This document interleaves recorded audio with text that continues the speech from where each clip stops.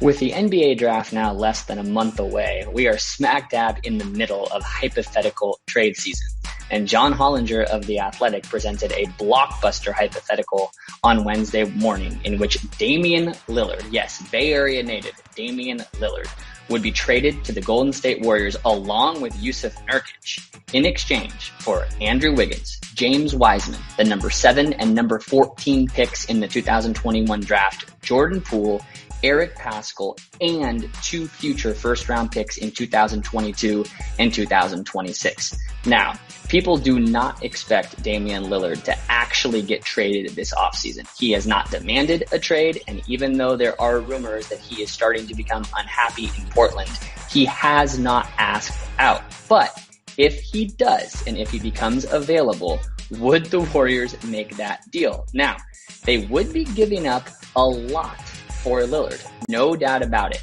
However, the thought of having a core of Steph Curry, Klay Thompson, Damian Lillard, and Draymond Green is absolutely tantalizing.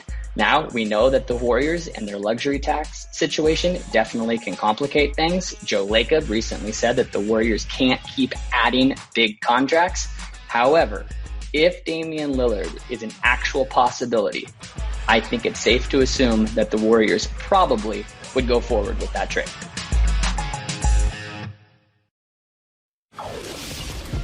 Time for you to get at me. Will you send your mentions to my Twitter page at Stephen A. Smith? Stephen A. Smith, it's time for you to be real with me. Can we talk about the Rams a little bit more? Stop. I can't listen to them anymore. Hell with your question. Now you know I'm about to get back at you, so give me question number 1. You know what time it is. It's time for you to holler at your boy. Let's get at it. First up, Christian, what you got for me? What's up, Stephen A? It's your biggest fan from the Bay.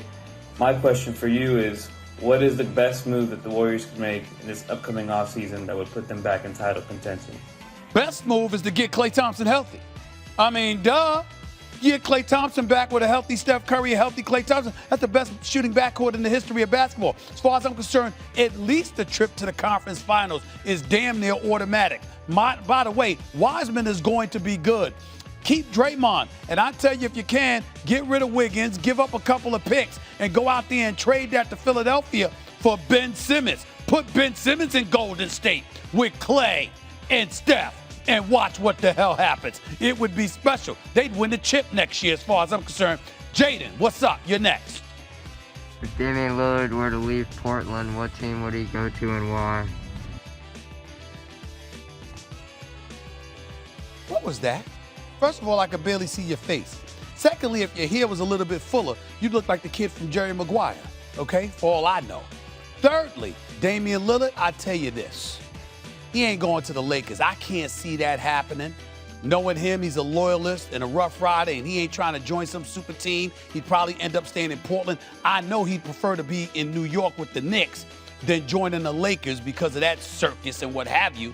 But you just don't know right now. He's owed so much money, over $175 million over the next 4 years. I mean, Damian Lillard is making a lot of money, and he's a superstar, and you've got to get equitable compensation for him, which I don't think Neil O'Shea believes he can get. So it's hard to see, but I will tell you this.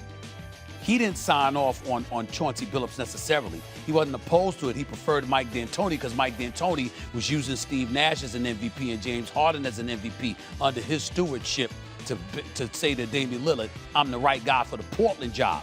Chauncey Billups has no experience. I don't think Damian Lillard has anything against him, but he doesn't have any experience. So the unknown has him a bit, shaky on it.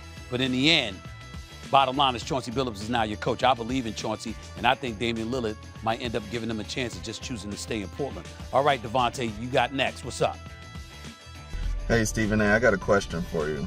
If one of these remaining teams in the NBA playoffs with only one superstar win, does that mean their championship is better or worse or more important or less important than, let's say, LeBron's when he won with AD or with Dwayne Wade? Well, I definitely think that if you're a lone superstar and you don't have superstars as sidekicks or as your teammates, your stature definitely gets elevated to some degree. It's not to say you dismiss LeBron and what he accomplished, or KD and what he accomplished, or Steph Curry and what he accomplished, along with various others.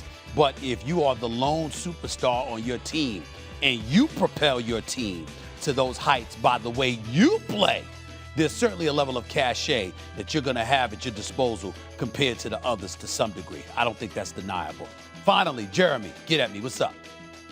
What's up, Stephen A? I'm back from Miami, but this time I'm not here about the heat of the Dolphins. I'm here about the Scripps National Spelling Bee Championship on July 8th. Stephen A, you're known for using big words on SportsCenter, First Take, and Stephen A's World, but do you think you can spell those words like the people participating in the championship can? You think? I want to get at you about that, Stephen A. Hell no! I can't spell like those kids. Are you crazy? You ain't set me up with that. Hell to the no. I can't do it. See, you got to know your lane. You got to know your lane. Your problem is you don't know your lane. You talked all of this smack about your Miami teams, and then when they fell apart, there was an APB out for you in South Beach. For weeks, we couldn't find you. And then when you come back at me after weeks of disappearing and being in hiding because you were wrong about your Miami Heat, you're going to come at me with the spelling bee? First of all, I'm not as smart as those kids. Secondly, and more importantly, even if I was, I wouldn't do anything to sit up there and diminish them by beating them in a contest or anything not like that. Do you know why? Do you know why? Because Stevie A love the kids. Stevie A love the kids. He sure does.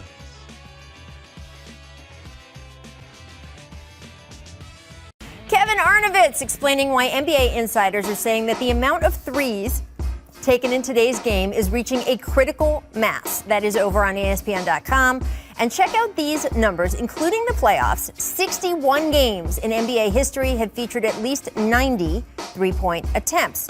45 of those 61 have occurred since the start of last season, according to ESPN Stats and Info. The three-pointer now represents about 40% of all field goal attempts, which is up 61% from if we go back like 10 years, basically. So really excited to have Robert and Shanae here for this topic because, look, Robert, you played with the three-point line your entire career. You hit some huge threes. Again, his nickname, Big Shot Rob, just saying. But the volume back then was nowhere near what we're seeing in today's game. So how many threes is too many threes for you? I think for me, 30 is that tipping point. And for me, I'm watching the game now, and it's kind of like, who is not a three-point shooter? You have these bigs that cannot shoot threes, and they're shooting threes. Yes, I know 3 is more than 2. You learned this in preschool, right. and this is, but does it really matter if you're 3 for 10 and you can't shoot it? Everybody thinks that's good. That is poor. You gotta shoot. If you're gonna shoot 10 threes, you gotta at least make 6. That means you're hot. So I just can't do it. All these guys are shooting 3, and I blame Steph and I blame Damon because after watching well, they them, turn around and blame you, Robert. So there you go. They've taken it to a whole new level now. But the 3 game has messed up the game because now everybody thinks they can shoot it. Go back to being Joel Embiid. You see what he's doing. I know he shoots a couple, but he's making his bread and butter in the paint. Look, I'm trying to get like Robert, okay? I'm trying to get that 3 in my arsenal. And when I think about this three-point explosion, I think it's more so obviously a product of analytics the last few years. But this season especially, let's talk about it. With that short turnaround, a lot of teams might be a little bit more gassed, right? They're trying to put up points. So if I'm a coach, I'm probably telling them, hey, we're going to shoot threes and then, look to get to the rim, not necessarily like doing too much in the mid-range. And so that's a strategy that I've heard from my personal coaches. Say, hey, we're on a back-to-back. Let's line it up. Let's spread the floor. Let's keep the ball moving. Attack the rim when you have a lane, but let's try to find each other from 3. So I do think that this season, it's interesting with the number. But overall, I'm not surprised. And that's because the way the game is right now, Rach and Rob, like it's crazy. You can't be a player without incorporating the three-point shot as a part of your arsenal. That's just the standard for players growing up right now. That's what you're forced to be able to do. Maybe you're the small ball 5, right? Or the 1 center, but people expect you to not, use that as a weakness as a part of your game.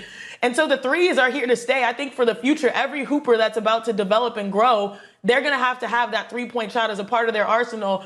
I was a part of maybe the last few, the kids that played outside, You know, we could be opposed and all that type of stuff, and you could just bang at the rim. The game has changed, and I don't think it's going back. Well, look, yeah, Sinead, we can tell Robert why I always say in these discussions, yes, 3 is more than 2, but 2 is more than 0. So if you have a good shot that's a mid-range shot or close to the hoop, you should also just take that one. I do. Yes. I will say as a fan, it is fun when Damian Lillard or Steph pull up from where they pull up from because they make the baskets. I'm ready for the 4-pointer. Chuck, dude, right? So in the All-Star game, we should get a 4